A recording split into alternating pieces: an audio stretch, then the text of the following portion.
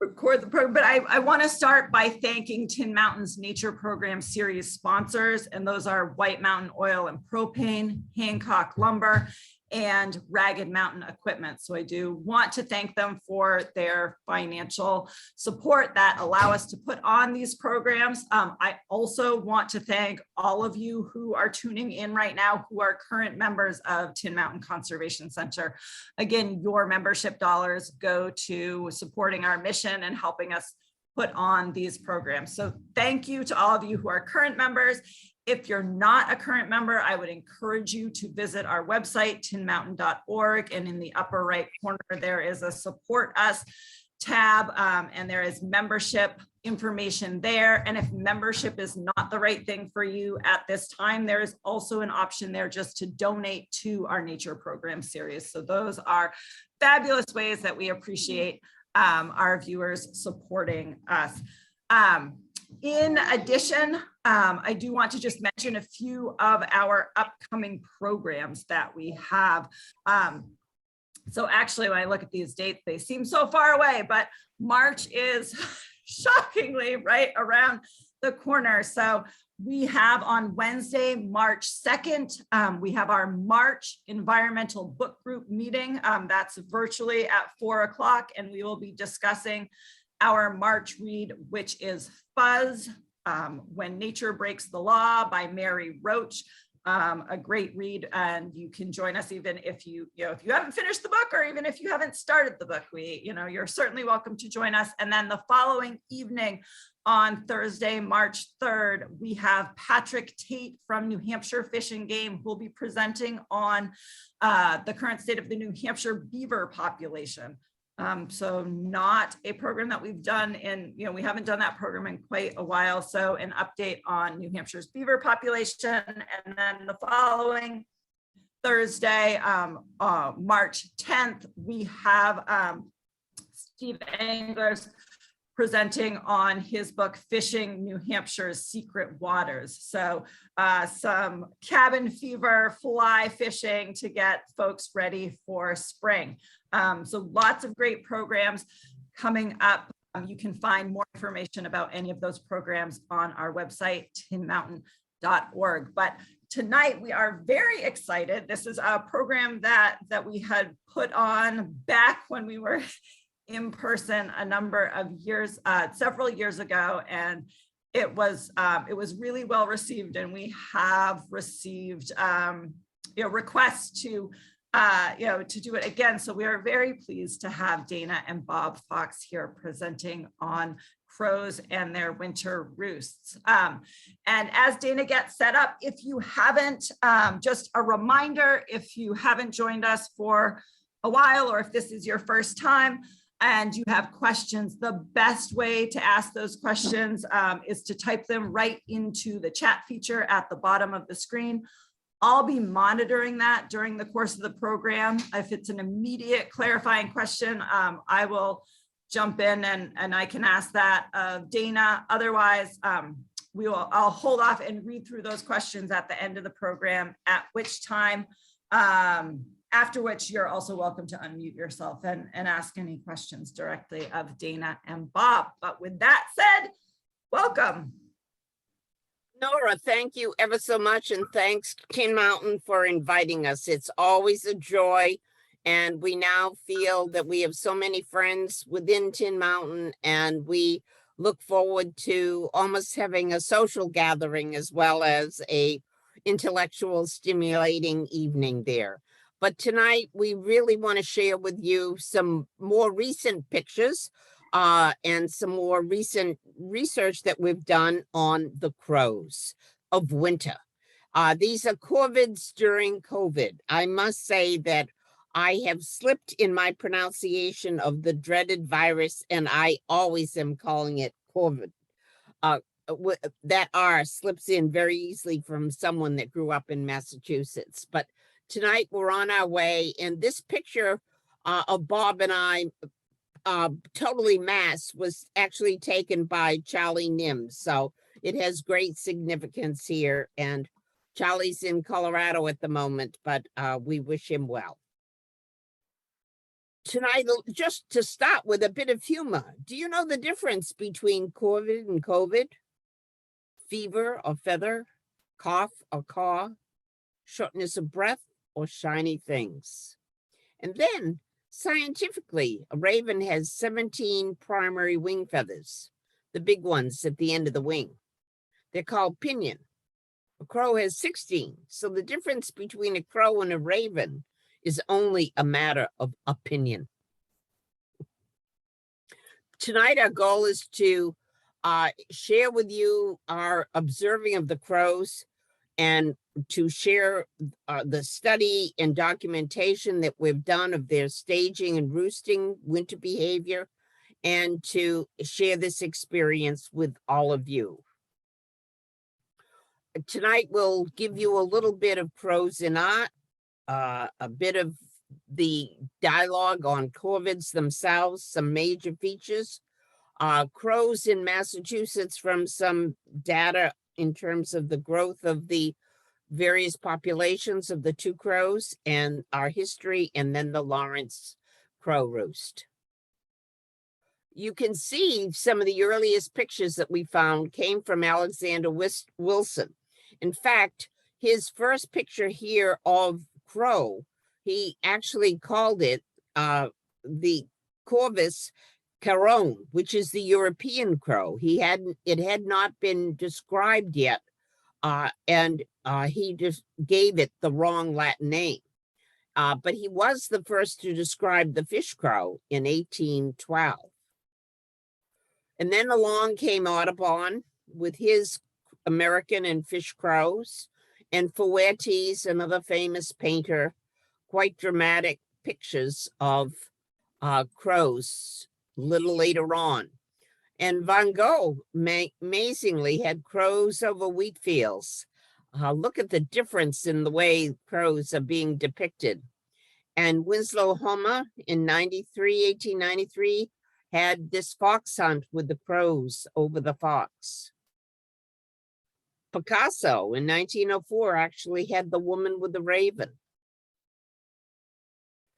And Elcoberry, quite a good bird painter, in 1951 has this interesting light and dark rendition. And this German gentleman, Herzmeyer, in 1990, I'm not sure what this, I presume this is more a raven, but you may not be able to see, but it has boots on. I get a kick out of that one. And some recently, Barry Van Dusen, a renowned painter from Massachusetts, has painted some pen and inks of crows. In fact, this one is now in my collection. And a lady who came to see the crows of Lawrence and shared an evening with us at the Roost depicted crow on the left and them circling the famous clock tower in Lawrence. But now Bob is going to share with you some information about the family of birds, corvids. Yes, I'm going to try to do two things in the next couple of minutes. One is to cover the evolution of the crows and our two crows. And secondly, to give you some hints about how the fish crow and the American crow can be told apart. So let's start with and see where we can go with this. Corvids are a family of birds. We'll call them families here. And this one is made up of jays, 35 species, magpies, and crows and ravens. And you can see this in this family, there's quite a few species. Now, that's sort of starting in the middle. I'm going to start back at the very beginning for a bit, and this is a little bit technical, so I'll go over it twice. The first thing is 54 million years ago, excuse me, in Gondwana, the crows were called Corvini, and it was called a tribe. It was the first time birds were got together that were going to eventually be crows. And so that was the first time it started in. Now, when we get to this map here and the work that was done by Sibley and Monroe back in 1986, he talked about the dispersal of the tribes of Corvini. which means tribes means the largest single group. You can go from tribes to families to genera and then to species. So he started with the tribe Corvini in the area of what is now, excuse me, Australia. okay, we're now down to Australia. The section in the area where he was in, became an island, and it floated along as Australia did. And as it approached the coast of Southeast Asia, without even trying to evolve in any fashion, the Corvini picked up and landed squarely where those three black arrows sort of come together. I'm going to work on the black arrows because that's the first part, and I'll get to the red part, which is the second. The first part shows that the ancestral crows came in here and went in several different directions. The first thing is that little black line that goes up and across Siberia and down into Africa, down into South America, that was not crows, but that was the, excuse me, that was the jays. And the tropical jays that went into South America went a long way. Many of the jays that we had are staying in North America, and they're all blue. So that was that first black line, but you can see two other black lines going off. A lot of genera came from the ones that went across what would be Southeast Asia and down into Africa. And then a larger group went up into the northern area of Europe. Okay, so now these things were starting to evolve and birds were going off. I just will call you attention to the area right north of India, because I'm going to show you a picture of a corvid that is there in just a couple of minutes. But let's go to the red areas. As these birds started evolving, the heart of them, the areas, they started to move north. And so the source of them evolving moved north. And so after many years, it moved up to the sort of central or northern Siberia area, and will take on the red areas. From that area, they started evolving again, and our crows and ravens started to do a lot out of there. The first one I'll talk about is the arrow that goes up and across Siberia and into North America. This was the route of the American crow, and was soon followed by ravens and this sort of thing. And so North America was settled in that fashion. I might mention that all corvids don't like to cross water. And so the area where they were crossing was land at that time. We call it the land bridge. And when you wonder how you can have that, but the way you do it is the water is very shallow up there. And what happens is that when you have a glacial period, a lot of the water of the ocean is on land. And so the water level drops 400 feet, for example, to the last ice age. And so that whole area was filled, was pure land, and animals, birds, everything could cross it, even though they didn't like crossing water. So that is the area up there, and you can see where they go. So going back over it a little bit, as Dana has moved on to a next image, the 53 million years ago, as Australia moved close to the northern landmass of Southeast Asia, the ancestral Corvini, that's the tribe, they left Australia.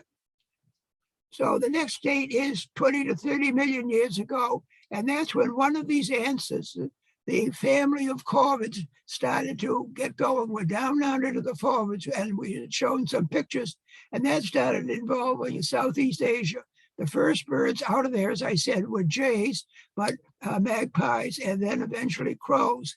But as the area had moved farther north, the center was now up in nearly the Palearctic, where the red arrows were, and 17.5 million years ago, Corvus, the genus that we now know as our crows, evolved. In fact, 5 million years ago, the American crow was in Siberia and radiated. One piece went to Europe and then one went to North America. Somehow or other, the fish crow came along rather after that. It came from a little farther south in Asia, but it crossed to North America in the same way. The American crow stayed entirely in what we would call the United States area in north, and the fish crow landed in the southern border, and so was down in southeastern Massachusetts, southeastern United States. Here we have, as I mentioned, another kind of a crow. This is called a large-billed, and it was one of the early ones that rotated out. We were in Bhutan at one point looking at rhododendrons, and this big crow landed there, and it made a good picture, so I thought we'd throw that in. Now, let's look at what the crows are talking about. The crows. It's a genus of the family Corvids. Those words sort of filter in there. The species of crows that have, in general, similar body shapes. They all have strong, stout legs, well-clawed, grasping feet, and a large head and a distinctive bill. Also a good brain in that head. Crows have been noted in most cultures. The American Indians, for example, almost every tribe had stories about the crows. They were bright. They were doing a lot of things. They were likable in most cases. They certainly are highly intelligent, and they're very social. They like to join with people, and they like to join with each other. They are cooperative breeders. Dana will explain a little bit more about that as she goes along. And so that is that. And the communal wintering roost is going to be the main point of Dana's talk. So we're going to get to that in a second. But let me first tell you how you tell American crows from fish crows. These are American crows. Now look at them. You'll see that they stand with their heads up. They have long legs, and they have pantaloons, as Dana likes to call them, little black feathers coming down on the top part of their legs. And so this is the American crow, a heavy-billed bird. And the next one here is fish crows. Here's Rick Stuber's a picture of a fish crow here on the left, a great picture with a smaller bill. And see how tiny the feet are and how short the legs are. And on the right here, you can see if that's where one is standing in snow, how it's really almost down in the ground. If you had fish crows and American crows standing all hooked on a wire, the fish crows are so much smaller you could never fail to identify them. But when you have them loose, they're a little hard to do. Fish crows are smaller, but they also have thinner bills as you look at them. This bird to the right there, you can see the first one is a fish crow. Fish crows have much shorter legs, as that picture to the right shows. And they have no pantaloons. The bird on the right there shows it does have pantaloons, and so that's an American crow. Fish crows sit more parallel to the ground. So if you see a crow that is almost head and tail about the same height, in other words, almost horizontal to the ground, it's probably a fish crow. When it's standing upright, like the pictures in the lower right-hand corner of this image, it says those would be American crows. The funny thing to do is to watch a fish crow with American crows. American crows will stride one step, another step, and so forth. But for every step an American crow takes, a fish crow has to take at least 3 steps, so you see them sort of tattling along. Louis Vervier, a good ornithologist and person that we know over in Maine, took this picture that Shada showed, and you can see the difference between the small bill and the little legs and the small feet and the smaller body of the fish crow being harassed by the American crow that is falling behind. You don't often get pictures like that, so that's a good example of it. This was a scene that we had. Now, of course, this is not a political discussion. So what we have here, fish crows and American crows taken a couple of years ago about this time of year, or maybe a little bit later. See, can you tell which are which as you look at them?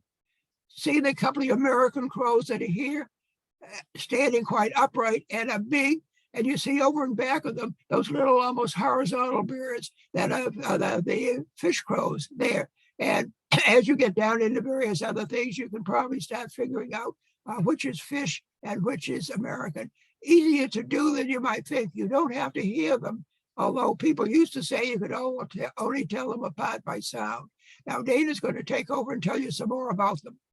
I use Massachusetts data here because they've done 2 breeding bird surveys, and you can see the growth in the number on the left here of the American crows, where they suddenly take a dive, which was attributable to West Nile disease. They've been making a comeback. This stops in 2010, but this growth has continued.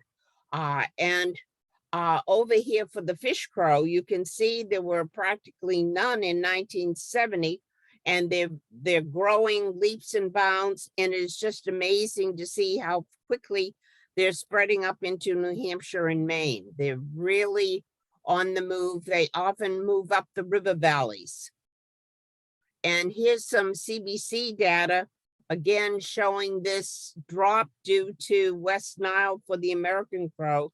It didn't seem to, there probably weren't as many, and it didn't seem to affect the fish crows in the same way, but you can see the great growth in fish crows in the number of species seen by year in Christmas counts.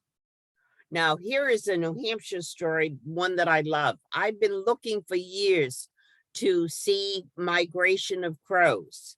And Sibley, in one of his books, says they migrate along hilltops. Well, in 2020, I was sitting in our car in the Woodmont Orchard in Hollis.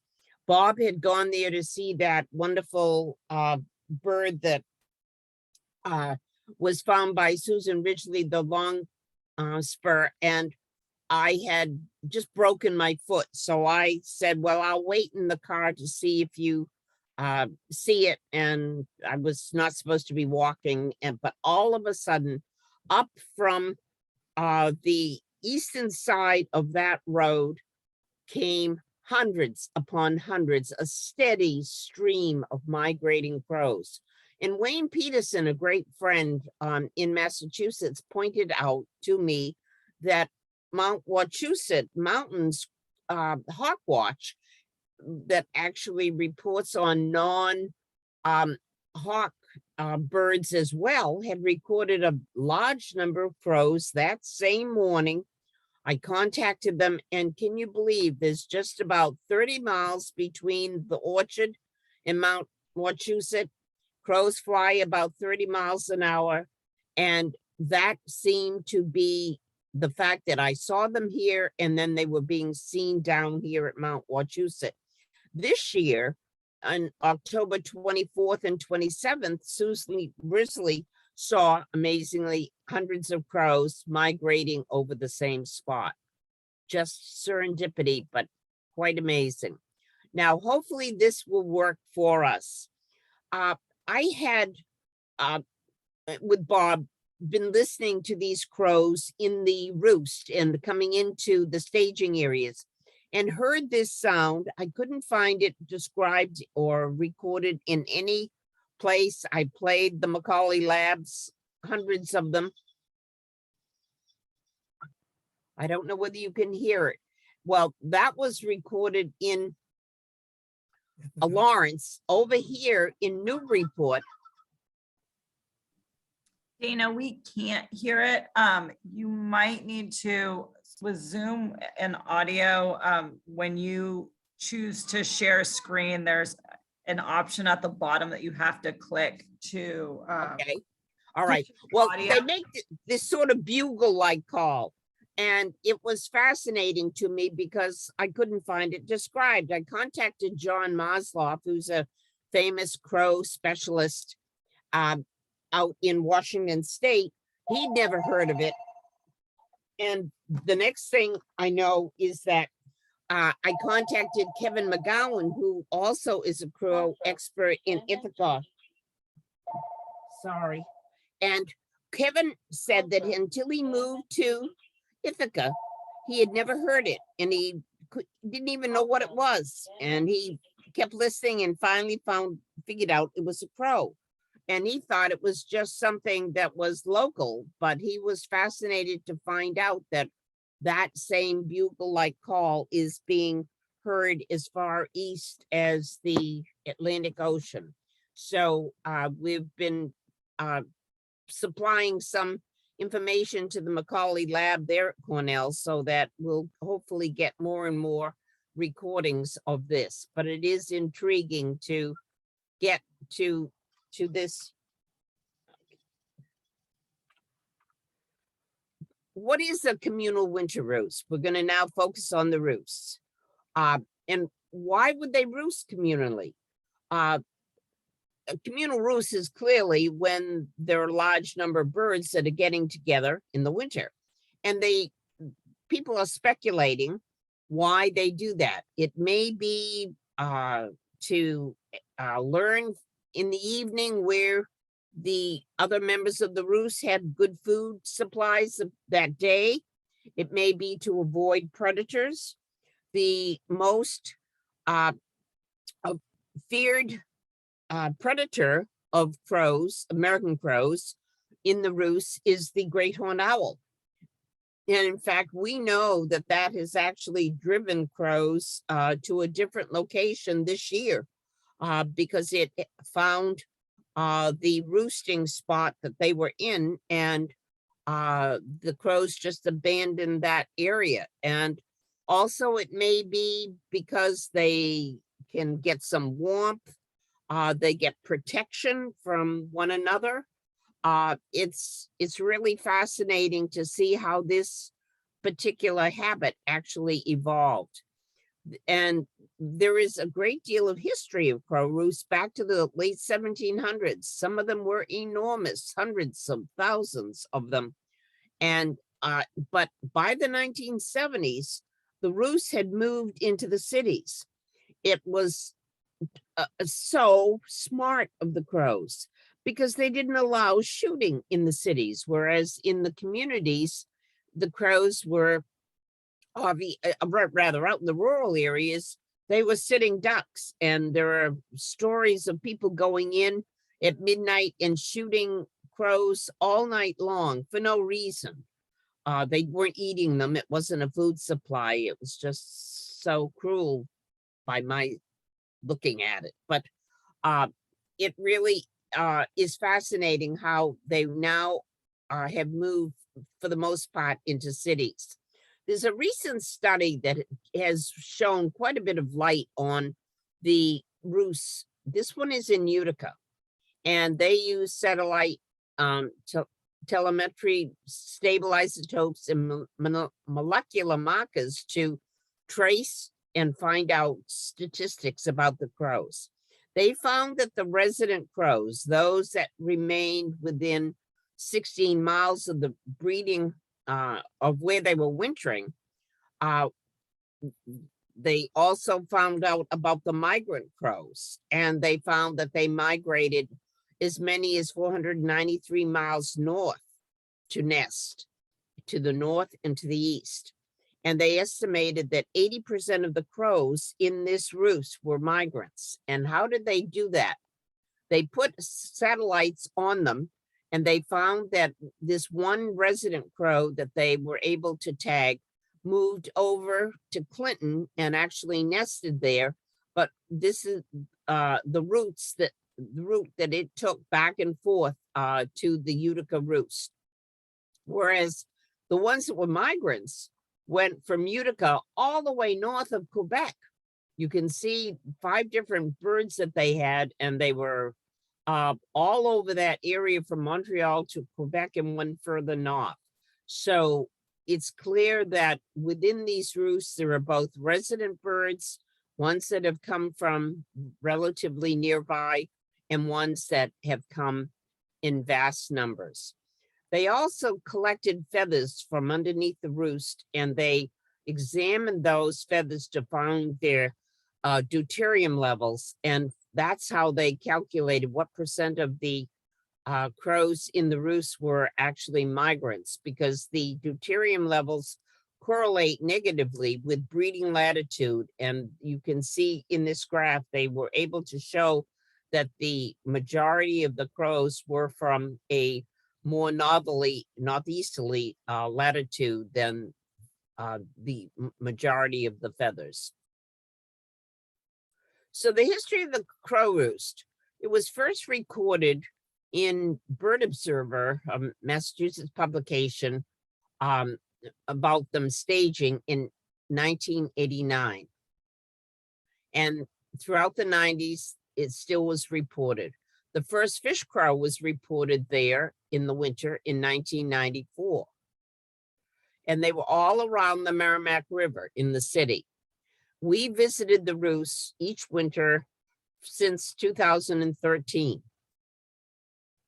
And from the fall of 2017, we've visited it over 400 times. Initially, most nights they stage in a different place, but then they would roost in the same place.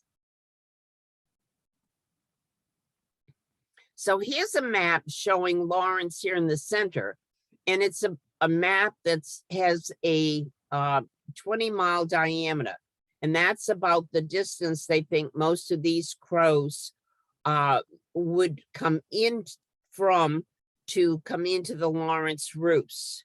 So I know that Rockport and Gloucester have had a roost of their own, and there's a roost that was in South Boston. There used to be a huge roost in Framingham. And I know that there have been crows in Manchester, New Hampshire. So it's pretty clear that this is the sort of service area in blue of the crows that are coming into Lawrence. And they fly about 25 to 30 miles an hour. So some of them coming from the most distant areas are spending a lot of time moving in and out of the roost. And what we observed about the staging, the initial American crows in Lawrence seemed to come in an evening, and they're the resident crows because they haven't had far to travel. And they come in from their nesting territories because each day they go back to where they nested, singly or in small family groups. And they defend that territory all year long. Many come in early, an hour before sunset, and they seem to determine where they will all stage that night because it's a different place every night. And you just have to go there and watch to be sure where they're going to be. The fish crows come in early too, and they seem to gather together in a staging area. I remember one parking lot being filled with fish crows one time, and as you rode by, you heard that deep call of theirs. It was quite funny to find a parking lot full of fish crows. And they are often feeding these fish crows on bittersweet or buckthorn or crab apples during this staging period. And it's later, sometimes after sunset, that large flocks, which are primarily the migrant crows, come in, and they follow flight lines into the city. The graph down below here is actually from a gentleman that I learned about in Kansas, and he followed the various flight lines that the crows took to come into the roost in the city. And you can see how they all seem to be here in the northeastern side of the city.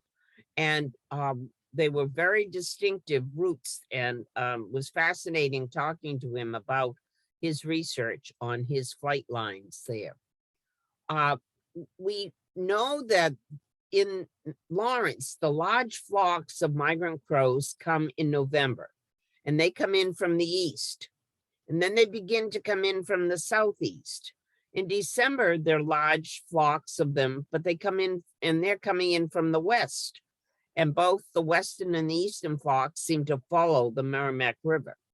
By March, the migrant crows begin to move northward, and the resident adult crows stay on the nesting territories at night. 2 weeks later, They're helper young. Remember, they're cooperative breeders, and the young from the previous years go out to join their parents to help them rear the new young from that next year. And they will join their parents at night on the nesting territories. And they're 2 years old before they breed. So sometimes the non-breeding, non-helper American crows and some of the fish crows return to the roost area in the late spring. And it's fascinating to see that changeover and watch the numbers vary. You ask how many we have. Well, these are the numbers that we've seen due to some circumstances. We didn't count them this year in December, January, but we have had large numbers of crows, and they vary from year to year based upon probably how severe the weather is to the north. How do you count the crows? People have asked with difficulty. And that's Bob's job usually, and he's very good at it. And if you want to know more, please feel free to ask him in the question period.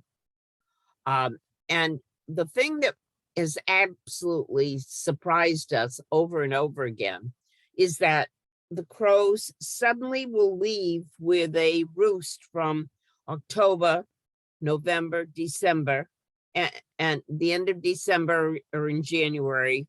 One year they left November, leave that very precise roosting area, and they'll strike out and they'll find another one. One factor that has led to this happening is there probably are too many for the initial roosting area. The second factor is they love to roost on the ice, and we've got some great pictures of that. They love to get out on that Merrimack River, and they just have a great time. And then they've also had some problems with being harassed, or so there are a variety of reasons that they have moved. And I'll tell you one story. We were at a Nuttall Club meeting, and it was when we were back meeting at Harvard, and we told about how we'd seen these thousands of crows on the ice the night before. And one gentleman said, well, could you take me and show me? And we said, sure, come tomorrow night. So we came. We got there to the spot where we'd seen them the night before, 2 nights before, and lo and behold, there wasn't a crow. Suddenly, we saw crows on the southern side of the river, and they were going west. We got in our car, followed the north side of the river where there's a road right along the river, and all of a sudden the crows, a mile or so to the west, suddenly turned right and went over us. We followed the crows. Our friend had his GPS, and he was telling Bob, turn right, turn left. I felt like the Keystone Cops going up the hill. And we found them, and we'll show you what we found them in a few minutes there. This seems to be the pattern of the numbers of the crows. They, as you see, peak. The number of migrants that are there are peaking in the December, January period. And this is where historically they start out in Lawrence. They start out here beside the New Balance factory, which is right on the edge of the Merrimack River, in a thin set of trees. And they go in there in the dark.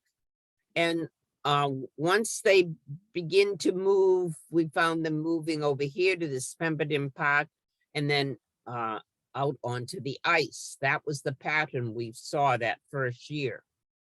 And you can see in this map that a lot of the roosting sites changed from year to year, and we find this is the initial here, that they've had quite a variety of places that they have gone to. And you can see that Lawrence is one of the most densely occupied cities in the state of Massachusetts, so that they have really had to work to find enough territory, enough trees to support them being in during the night. Here they are coming in. You can see some of them, the earlier ones are already here in the trees in the, this is on the opposites. We're on the south side and this is on the north side of the Merrimack River, but they're peppering the sky and they're already populating this tree. They're staging. And it's often wonderful because they're staging just at sunset and you get some absolutely beautiful shots as you look into the western sky. This is the famous clock tower of Lawrence. This is a video taken by Bob Quinn last winter in January from the top of a parking garage.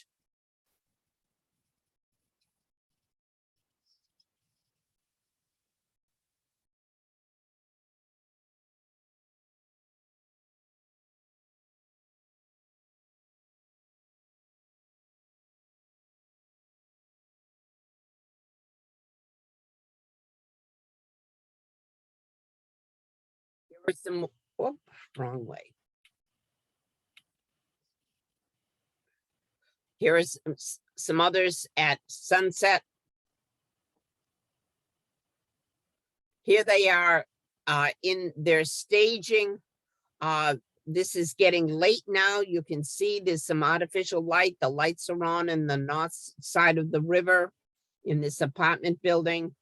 Here's another view where they were out away from the river. They're beginning to collect along the treetops. I love that one. Just picturesque. And here is when we were searching, racing up that hillside, trying to find where they were going. We found them. This is where we found them. And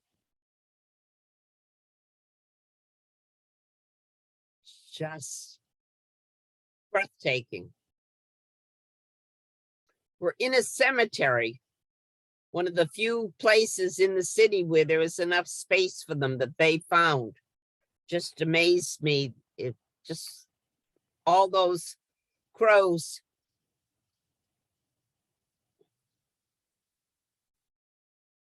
Now here they are out on the ice. This is obviously the very end of December, January. They love this area. And you can see sometimes we've looked from the Route 28 there. This is a good viewing spot. Often they were viewed from the Riverside State Park or this Bashara boathouse there. This is where on the frozen Merrimack, we found it great to see them. Here they are in the far side from the boathouse. And they loved, as the ice begins to melt, they love floating down on the ice floes. And here they are with a young eagle harassing him. And here they were sharing the same ice floe here. Just such fun. Now roosting. Here they are roosting. This is a half hour after sunset. And they move from their staging area nearby. It's usually no more than 1 kilometer from where they're going to roost. It's dark and they roost very close together. They're noisy and they suddenly quiet down. Here they are. This is the New Balance factory and they're in these trees, in this narrow band of trees right there on the water's edge. How they ever decided to do that is beyond me. Looking from the bridge here, you can see how they're gaining numbers as they come into the early ones. Here's a little later one with some light on them.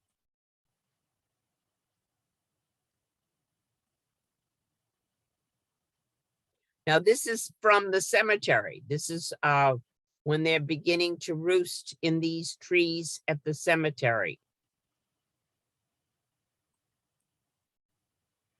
Did you know that crows, like owls, disgorged pellets of undigestible material. Well, we were so lucky because Tom French, who recently retired from the Fish and Game Department in Massachusetts, just was intrigued and was a great researcher in dissecting hundreds of pellets that we gave him. We gave over 2 different years. And the first 125, he found that they had 95% of volume of Asian bittersweet. No wonder bittersweet has moved so much around. And then he had other pellets with safflower, corn, mice, mammals, songbirds, even a salt marsh snail, which was a very small snail, but showed that they had come from as far as Newburyport, where they would have been closest to have a salt marsh snail available, and some non-food items. And then in the next year, he had an even greater number, about the same number of pellets, and the bittersweet wasn't as large a proportion.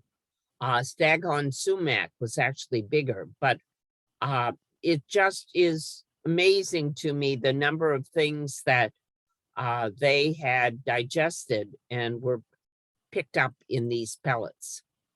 Now, we have had many visitors. As I said, we've had over 400 people. Here's a group that came in. This is John Maslow. Actually, you can see this is the building here, and this is taken in June. He'd come to give a lecture in Boston, and we took him out to show him the site of the roosting there. We've had visitors from the north, none other than John Keeter and Rick Stieber and Charlie Nims. They were out on the ice that year taking pictures, last year rather, taking pictures of the crows. There's a little poem here from Mary Pennard, expert town crier. I am God extraordinaire, nothing, no thing gets by me without note. Sure raconteur, I am wise to all, ever certain, ever free, glossy, bossy, braggadocio. Is there anything at all I do not know? So we hope that you'll come and join us this winter or next to see this extraordinary extravaganza an hour before sunset. And remember, that varies as the season progresses. We'd like to give special thanks to Nora for inviting us, for Tin Mountain for hosting us, to all of you for watching. And here's our contact information. As many of you know, we are here in Mass right now, but we're summering up at Lower Beach Pond in Tuftonboro. And we look forward to hearing from you. Feel free to contact us, and we're happy to answer any questions you might have. Thank you, Nora. All right, Dana and Bob, thank you both so much. I do have a couple of questions that came in during the presentation, so I will start by reading through those. If anyone wants to add to that list, you can type them right in. Otherwise, you can also unmute yourself after I read through these and ask something directly of them. But you actually did. So we had a question early on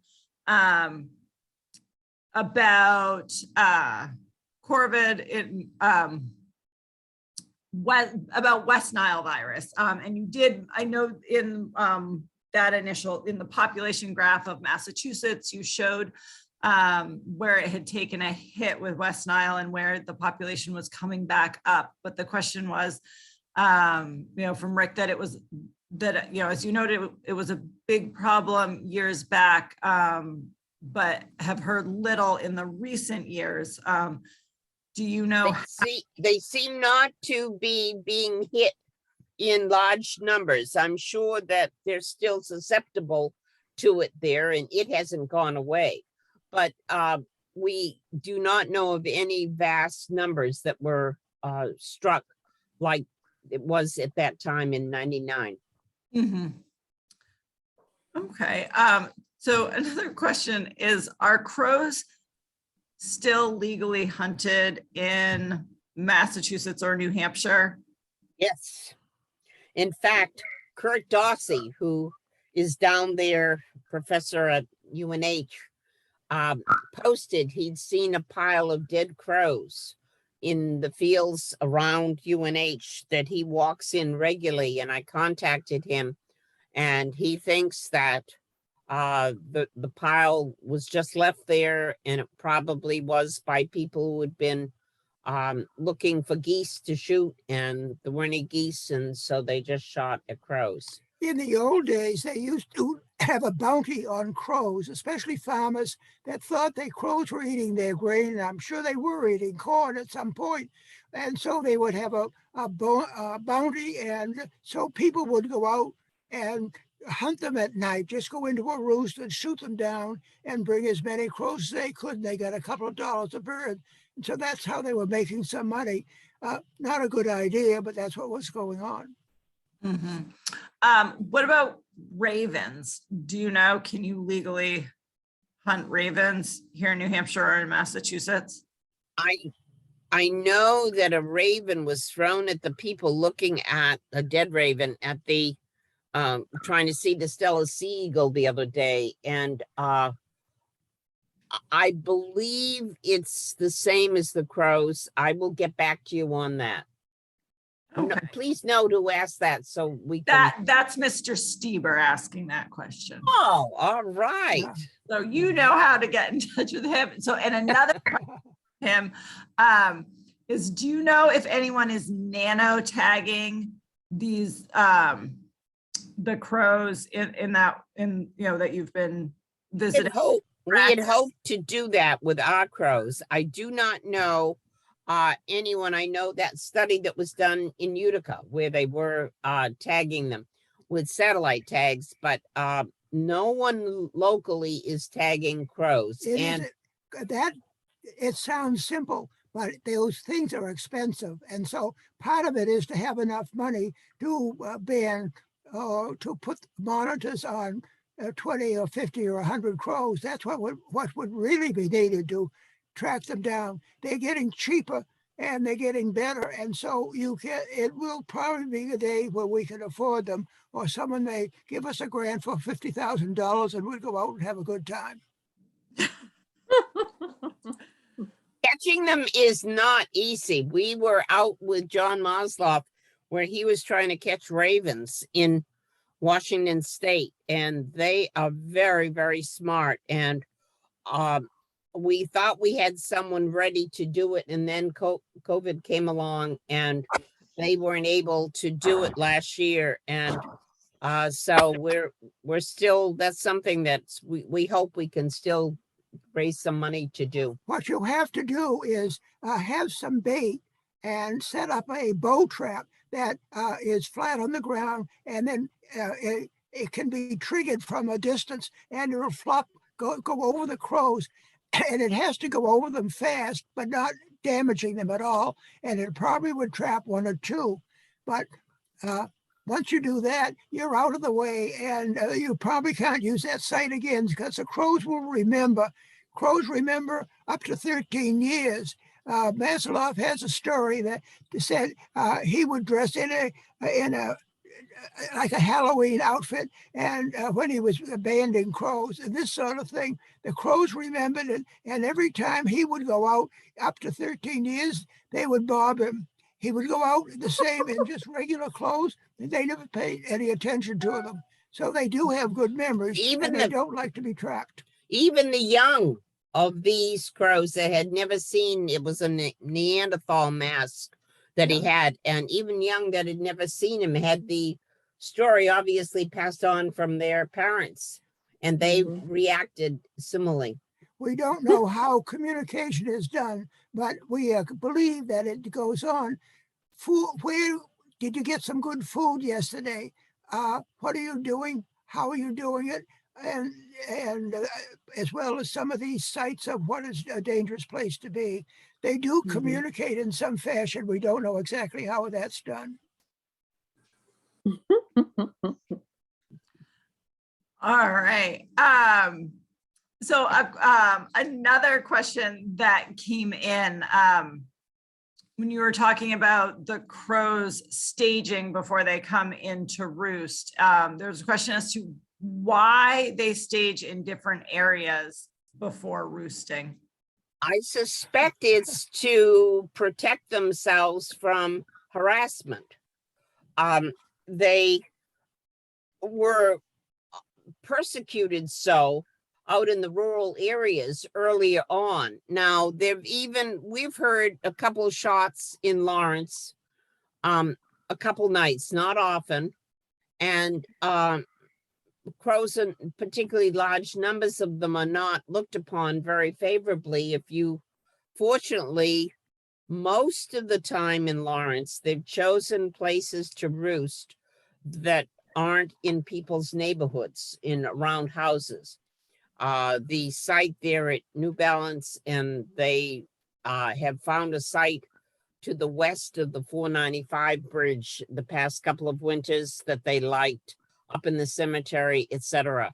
But when they get near people's houses, and even there in the city, we've heard shots. So it really is. What can be done when birds are that noisy in the city? And if you had 10,000 crows and the trees are over your house, it would be noisy. I'll tell you that, at least when they're coming in. But you can call the people in your town that are concerned with protecting wildlife of various sorts, and they can come down, and they have ways of sort of scaring them away. It doesn't damage them, but it will cause them not to come into those trees, and that's all that they do. And so we've heard that goes on occasionally, but not very often. Yes, but the Department of Agriculture actually has the legal authority to come in, and when there are complaints, to come in and to poison the crows, and to not only kill them, but distract them and disturb them. And there was a instance out in Springfield area where they had poisoned the crows, and all of a sudden the people in the area noticed these crows just falling out of the sky. And they called this woman, the Angel of Death, who worked for the Department of Agriculture out there. And she got so disturbed with her designation, she quit her job. And fortunately, they are no longer poisoning them. They're, disturbing them with noise, firecrackers and things, rather than killing them. But you know that we've been doing this for well over 5 years, many, many nights. Sometimes you saw the schedule early on. Only once have I ever seen a dead crow. One time in the cemetery, there was a dead crow there. But other than that, I've never seen a crow. The second one, the okay, red-tailed hawk. maybe two, but the idea of having them a row. Now, they are bothered by some birds. Obviously, I've had a great horned owls literally almost hit me on the head while chasing crows around, but I have not seen dead crows myself. So if they're dead, something caused them to be dead. Amen. All right, a couple more questions in addition to lots of praise coming in and thanking you for your lovely presentation. But one question being, do you know if any native or early North American colonists ate crows? Do you know if they've been used were they ever hunted as a food source? I presume that Native Americans did, but I don't know that. I have not read that. It may have occurred. They are not considered too tasty. I've been reading a book about what was going on in northern Maine and northern Massachusetts, where the army went up to Quebec City and back. And they talked about they would not, even though they were hungry, they wouldn't bother to get a crow because it wasn't easy to eat and it wasn't worth eating. So that's just an aside that's come up in reading. They just weren't hungry enough. There you go. And another question, do crows mate for life? No, they do not. But they sometimes have the same partner for some while, and they, as I said, they do have their young helping them there, and it is remarkable to see some of the research that's been done by those people. I can think of Kevin McGowan at Cornell, and there's a woman in Massachusetts who did quite a bit of studying of them, but they do not mate for life. Yeah, to say, I think I saw them described somewhere as monogamish. Not necessarily, not monogamous, but monogamish, kind of. And so here's a roosting question that came in as well, and that is, do they all roost in the same place? And this says, my husband worked at the water plant, and at times there would be groups that stayed all night in the trees, but it wasn't all the time, sort of on and off. Of course, that's hard to tell because, you know, after it gets dark, it's hard to see. And in Lawrence, they don't always give you a line of sight so that you know. The majority of them do. It can be that when, say they've gotten too many before they split out from, like at the New Balance plant, they may have to spill over to somewhere nearby there, and it takes a while for them to move into the roost, so it isn't something that happens automatically a half an hour after sunset. I'll tell you one story that happened to me because I was telling a group the same thing that Dana just told you, and they were all on the ice. You saw pictures of them being on the ice. There may have been a couple of thousand on the ice, and it got darker and darker, and the people said they are going to stay on the ice. And I said, oh no, they're going to go into a tree. They're never going to stay on the ground. They don't do that. But look at them. And I almost felt like saying, I guess I'm wrong.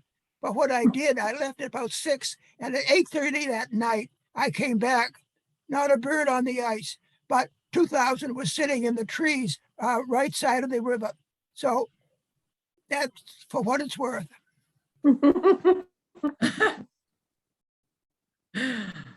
All right, wonderful.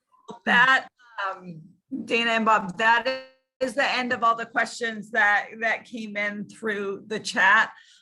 If anyone else has a question that they'd like to ask Dana or Bob, you're welcome to unmute yourself at this point and ask them directly. Otherwise, thank you so much for your encore presentation, and for all this great work that you do. And we are excited to see you up here in New Hampshire this spring.